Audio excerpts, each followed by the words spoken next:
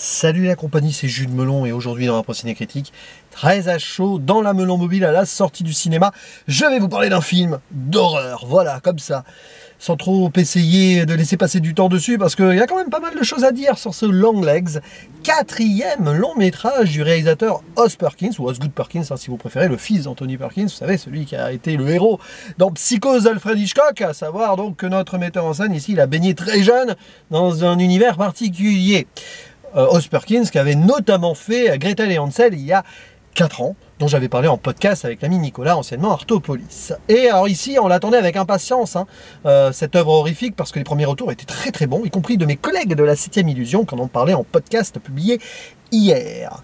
Alors, au casting, qui avons-nous dans les rôles principaux? Déjà, l'héroïne est interprétée par Maika Monroe. Voilà, qu'on a pu voir dans It Follows, autre genre de film horrifique, on va dire, faussement appelé Elevated Horror, vous savez ce terme là, un peu galvaudé, bon, voilà, donc elle est, on va dire, en connaissance de cause ici, mais à ses côtés, nous avons surtout l'acteur Bankable, qui était cité pour mettre en avant quand même la promo du film et tout, Nicolas Cage, qu'on voit pas forcément beaucoup, dans un rôle que je tiens à peu près secret pour l'instant, il y aura une zone spoiler bien sûr, vous pouvez l'imaginer, Nicolas Cage qui est coproducteur ici, d'un film distribué par Neon, qui est une compagnie, on va dire, pratiquement concurrente à A24 dans ce qui est film esthétique.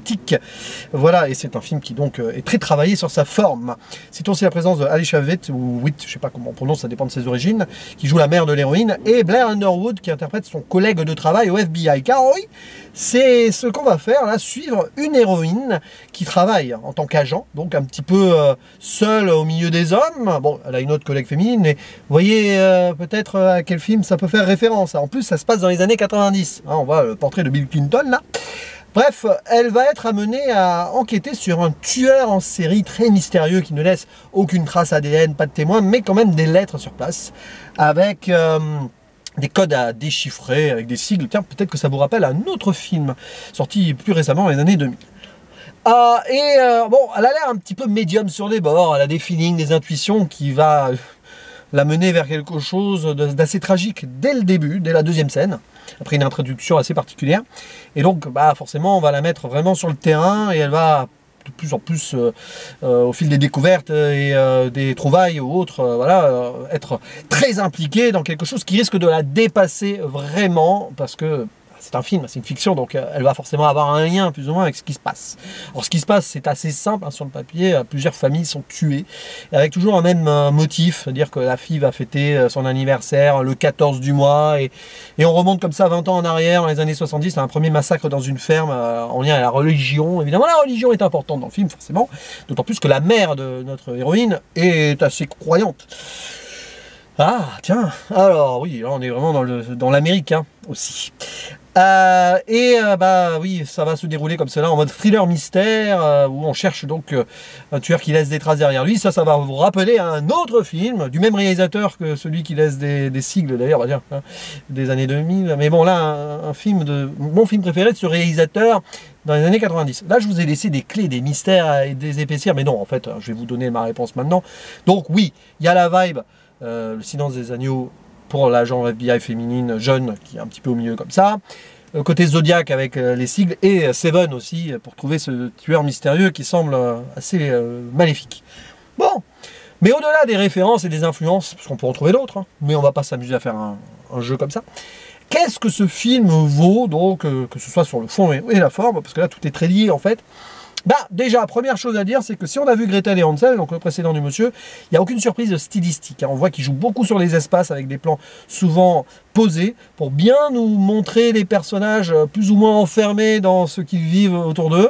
Focus sur eux, mais aussi l'arrière-plan. Ayez l'œil un peu partout. Parfois, ça va vous perdre parce qu'il y a des faux semblants et il s'amuse là-dessus, Oz Perkins. Mais pas que. Il y a toute une idée derrière et je pense qu'en le revoyant, le film, on peut peut-être trouver des petits détails en plus. Donc là-dessus, c'est intéressant parce qu'il y a un petit côté jeu de piste de la réal avec le jeu de piste de l'intrigue. Mais après, est-ce que ce métrage mérite toutes les bonnes critiques du coup que j'ai vues jusqu'ici? J'ai envie de dire peut-être, mais pour moi ce n'est pas extraordinaire non plus. Déjà, je n'ai pas été totalement transi de peur devant. Après, je suis très difficile niveau horreur là-dessus. Ça marche très bien sur les effets de suspense, de tension.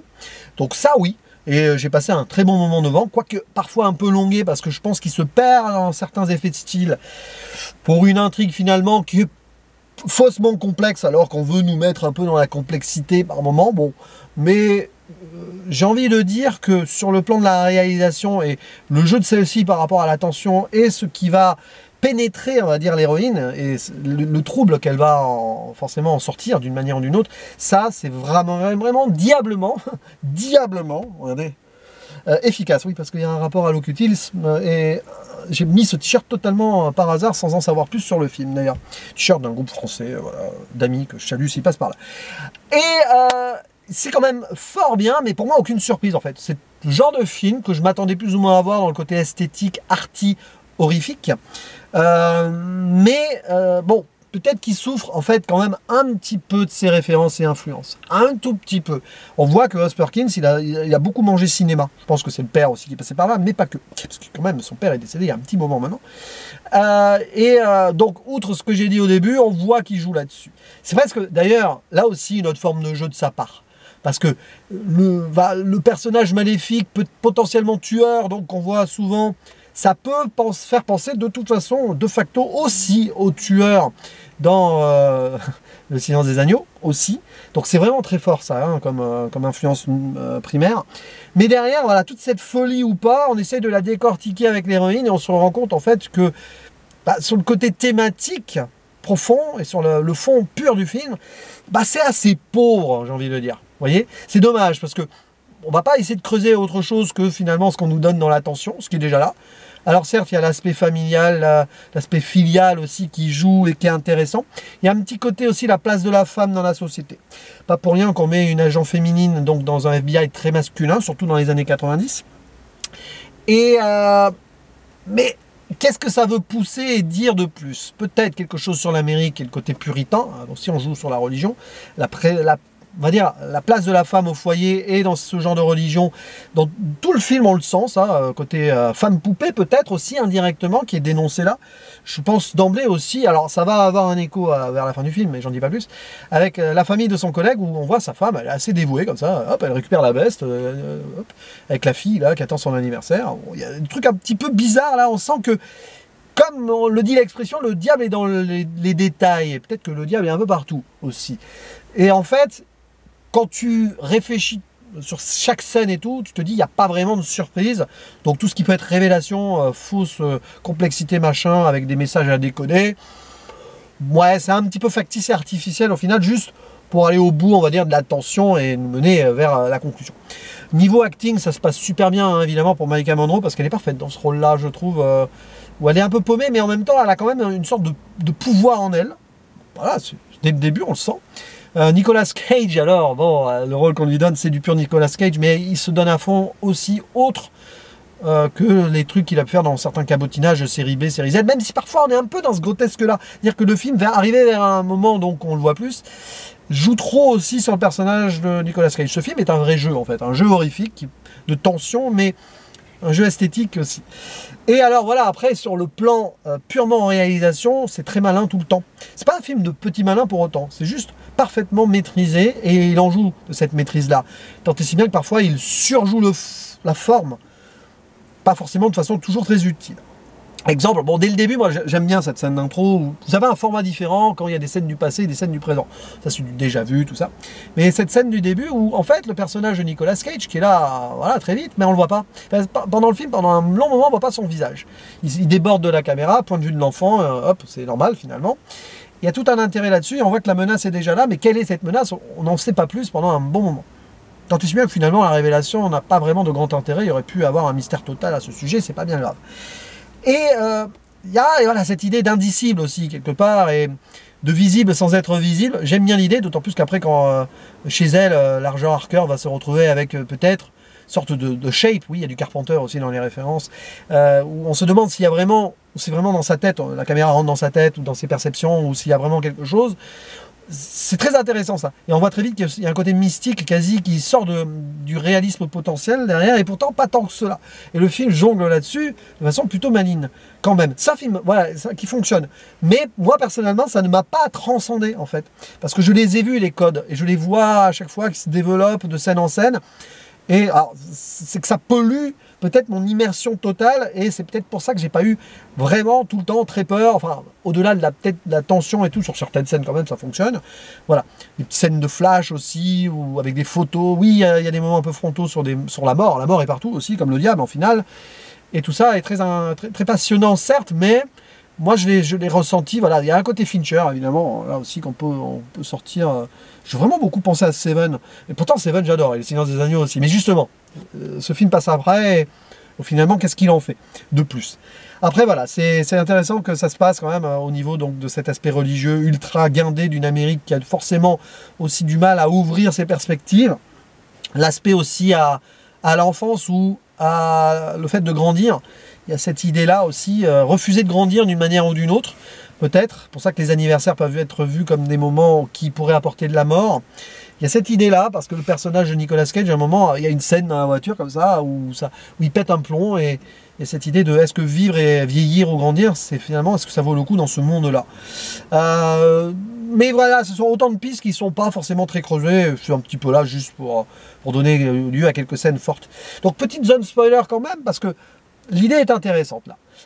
Révélation ou pas, peu importe.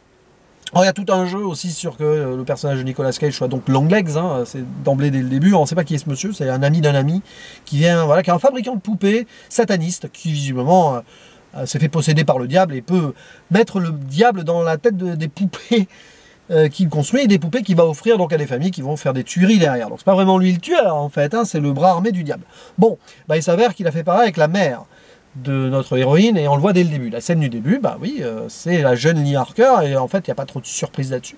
Et donc, elle a fait pareil avec la mère qui est voilà, une cinglée de Dieu, si on veut, mais bah, elle est contaminée, c'est elle, la tueuse, en fait. C'est elle, le bras armé. Enfin, c'est elle qui amène la mort, si on veut. C'est particulier. Et donc, du coup, elle est contaminée depuis le début, notre héroïne. Et tant et si bien que on se demande si elle n'est pas aussi une forme de poupée qui essaye de s'émanciper. Oui, en choisissant ce métier-là, elle a essayé. Et en fait, en résolvant cette affaire, là, il y a l'émancipation finale. D'ailleurs, à la fin, elle refuse de tirer sur la poupée. Elle va sauver la fille de son collègue, là, voilà, qui est une victime aussi.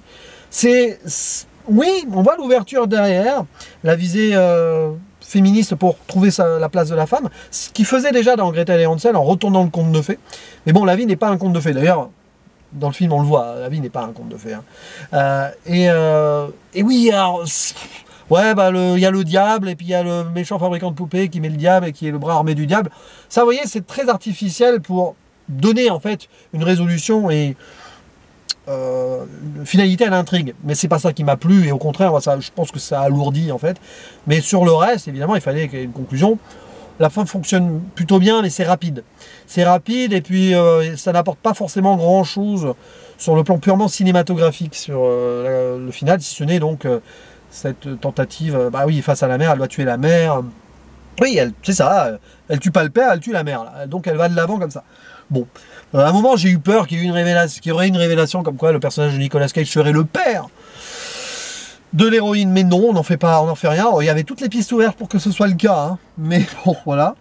Mais sinon, oui, bah, d'ailleurs, à un moment, il va se livrer à la police. Le personnage de Nicolas Cage, Longlegs, ouais, c'est vraiment Seven, ça. Pour que, en fait, le mal, il est au-delà de lui-même. Même qu'il se suicide, en fait, comme dans Seven, d'une manière ou d'une autre, indirectement, c'est ce qu'il fait. Ouais, c'est quand même, voilà, c'est un petit peu maniéré. Bon, ça passe parce que c'est bien géré. Et c'est très influencé et il en joue. C'est peut-être aussi d'ailleurs ce qui l'amuse. Après, pour le plan du cinéma pur sur le film en tant que tel, bah ça a ses limites. Mais c'est quand même quelque chose à voir en salle, je pense. De toute façon, si vous êtes dans la zone spoiler, c'est que vous l'avez vu et que vous pourrez m'en dire plus à ce niveau. Mais ouais, sinon, bah, l'aspect photographie, transition, fondu, hop, ah oui, bah là, c'est super lissé, c'est super soigné. J'ai envie de dire parfois trop. Mais dans la narration et dans l'idée de l'avance de l'angoisse et quand elle trouve des choses, ou quand spirituellement aussi elle progresse ou elle évolue, c'est parfaitement en adéquation avec le fond. Donc là-dessus, moi je dis très bien. Je ferme la zone spoiler. Moi, Longlegs, c'est bien. Voilà, je ne vais pas être méchant avec le film, mais je ne vais pas du tout d'ailleurs, ça va être en soi, mais je ne vais pas non plus l'ériger en tant que grande œuvre horrifique de l'année. Après, on verra sur le plan horrifique cette année, le bilan à la fin de l'année. J'ai pas vu énormément de films d'horreur cette année en soi. Mais bon, bah, je peux comprendre que beaucoup de gens apprécient. J'ai envie de dire que les gens qui ont apprécié le film aussi, c'est qu'ils ont su rentrer dans le film tel qu'il est. Si vous voyez trop les références, trop de choses, et que vous vous arrêtez trop sur certains aspects où tu vois la mise en scène et tout, tu peux chipoter, c'est logique. Voilà. Mais c'est quand même quelque chose qui devrait plaire à un large panel de spectateurs, pas forcément trop bloqués, comme ça peut être mon cas malheureusement. Après, le film, il te donne aussi ce grain à moudre, hein, dans certaines influences ou références, etc. Mais Oz Perkins, c'est toujours un réalisateur à suivre, qui tente des trucs, voilà, et ce film-là le fait très bien. Même si, y compris dans ce genre-là d'horreur esthétique, ce n'est pas non plus la chose qui va révolutionner l'ensemble. Bien sûr que non. À vous la parole dans les commentaires, avez-vous apprécié Longlegs et Nicolas Cage aussi, parce que évidemment, à chaque fois qu'il y a Nicolas Cage, il se passe des trucs dans le film, et se fait plaisir, et il nous fait plaisir aussi. Voilà, à vous la parole, et je vous dis à la prochaine, ciao.